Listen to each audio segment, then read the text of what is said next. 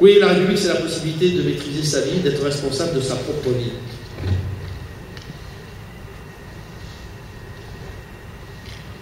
Alors on m'a dit, c'est extraordinaire, Bourget, M. Hollande, c'est réapproprier la République.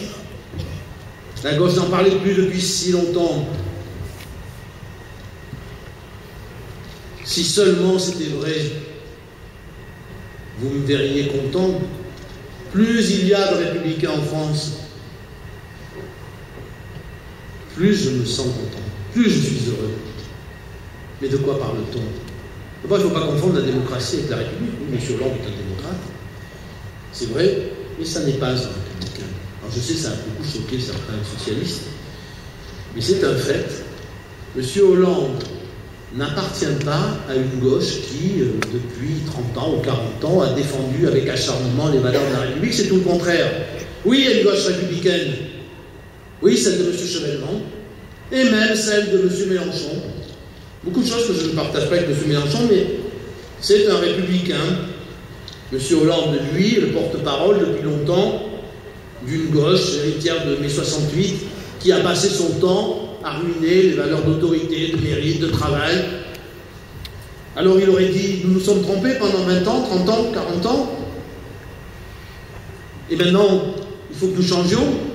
Alors j'aurais compris, alors j'aurais admis qu'il était devenu républicain, et que la prochaine campagne allait se dérouler entre républicains qui voulaient restaurer les valeurs de la République. Mais non.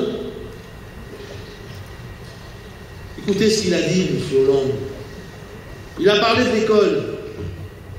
Ah, l'école de la République.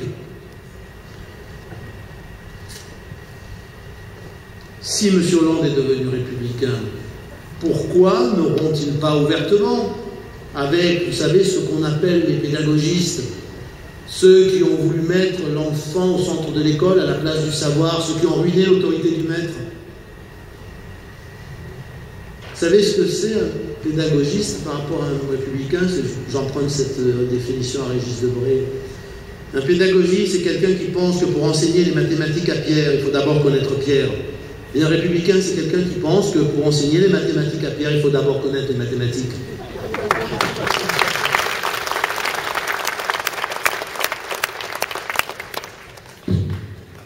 Alors, si M. Hollande avait dit « je romps avec les pédagogistes », j'aurais compris, j'aurais admis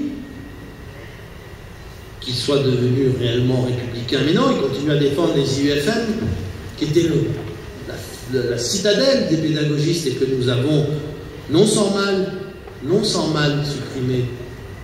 Non, ils n'auront pas parce que c'est une clientèle trop importante pour lui. Oh, mais il n'y a pas que l'école, il y a bien d'autres choses. Je vous en cite une au hasard, puisée dans son programme. Monsieur Hollande dit, je suis républicain, mais il dit, je veux ratifier la charte des langues régionales et minoritaires. Alors, entendons-nous bien, moi je suis partisan de faire vivre les langues régionales, qui font partie de notre héritage. Je suis provençal, et je pense que l'œuvre de Mistral, la langue de Mistral mérite de vivre. Je pense que la langue bretonne, la langue basque mérite de vivre. Je trouve tout à fait normal qu'il y ait des professeurs de basque, de provençal, de breton dans les écoles, dans les lycées, qu'on puisse passer des épreuves, on puisse prendre en option au bac des épreuves de langue régionale. Mais c'est pas de ça dont il s'agit.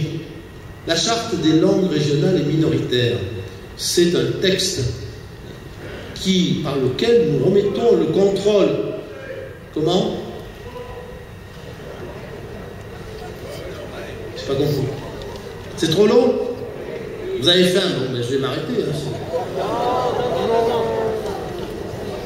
Mais vous pouvez manger, ça ne me dérange pas.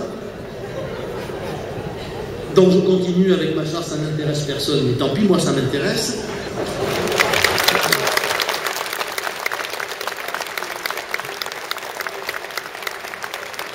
Non mais écoutez bien, parce que je pense que le monde qu'on prépare à nos enfants, il dépend aussi de ça.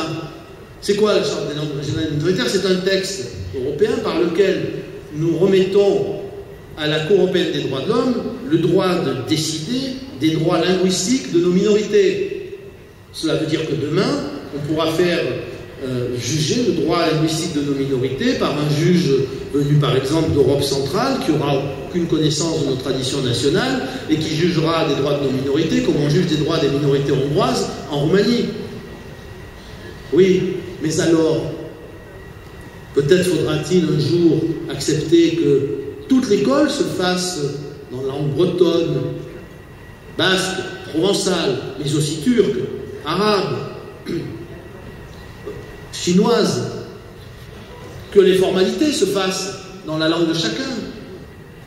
Voilà, nous avons mis 10 siècles pour construire l'unité de notre pays. Combien de temps allons-nous mettre pour la détruire? Vous voyez, la République, c'est la France une et indivisible. Ah, il est républicain, mais il veut signer la charte des langues régionales et minoritaires. Ben, pour vous, c'est peut-être pas un enjeu, mais moi, je considère que c'est un enjeu majeur. Et je considère qu'on ne peut pas être républicain et accepter cela. Alors, il dit, je ne suis pas communautariste. Non, mais il est pour le droit des minorités, la différence des droits. Et puis, il n'a qu'à dire, il prouvera qu'il n'est pas communautariste quand il rappellera à l'ordre tous les élus socialistes qui, dans leur commune, font des politiques communautaristes. Et des horaires de piscine, des menus de cantine, j'en passe. Oui, il dit, je suis républicain, il faut faire appliquer la loi de la République partout. Et il faut que les voyous soient punis. Oui, c'est très bien, seulement la première décision qu'il veut prendre, c'est l'abolition des lois sur la récidive et sur les peines planchées. Avec quoi allons-nous punir les voyous? Ah oui, il veut punir les voyous, mais il ne veut pas s'attaquer à la justice des mineurs. Pourquoi? Elle fonctionne bien, la justice des mineurs? Elle ne mérite aucune critique? Tout va bien? Ah, il est républicain, mais il préfère quand même la justice des mineurs parce que c'est sa clientèle, plutôt que l'application des lois de la République. Bon, on pourrait épiloguer longtemps, je passe sur la laïcité qui va faire son entrée dans la Constitution comme si elle n'y était pas déjà.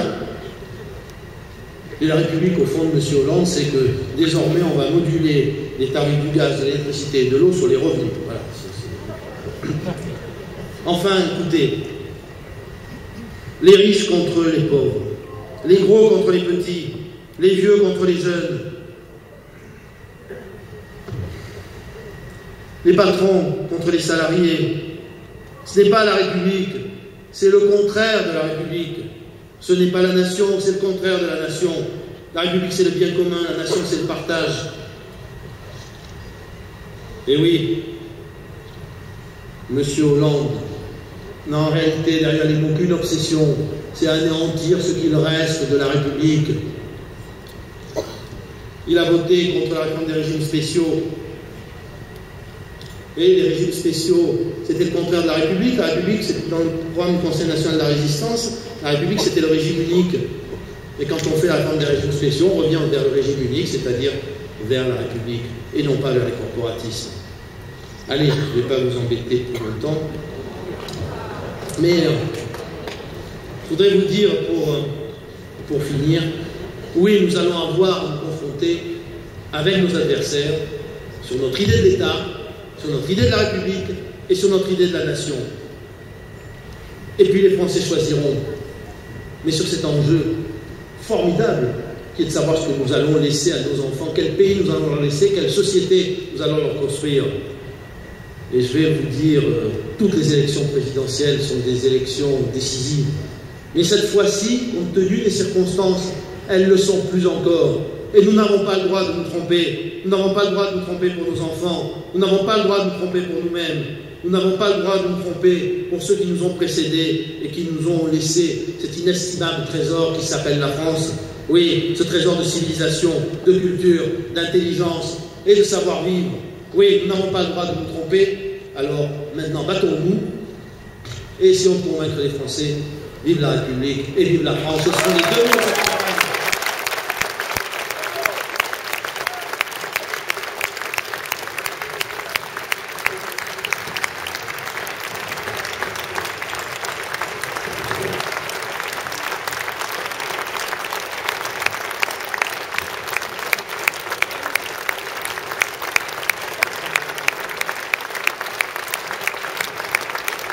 C'est dommage, mais moi j'avais l'habitude que dans ce genre de métier, on finissait par la Marseillaise. Ouais, c'est exactement ce que j'attendais. On la laisserait aux autres. Voilà. Le jour de gloire est arrivé.